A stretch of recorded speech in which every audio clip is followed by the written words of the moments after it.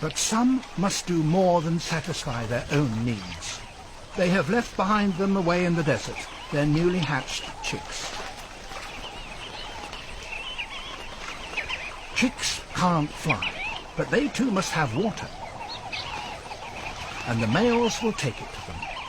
They can't carry it in their crops. They'll need all that water to sustain themselves. But they have extra tanks. Their breast feathers have a special adaptation. They're covered on their inner sides with a mat of filaments so fine that they absorb water like blotting paper.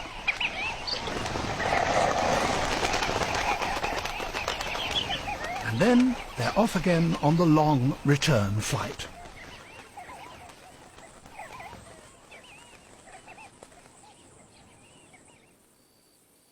A female is waiting for her mate.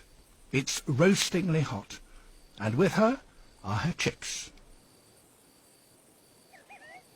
Here he comes, and the female makes way for him.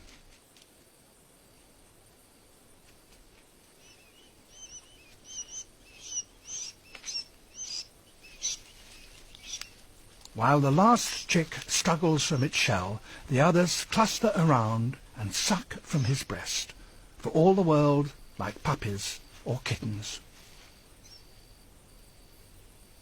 So one comparatively small adaptation of its feathers has enabled the sandgrouse to colonize a corner of the world closed to others.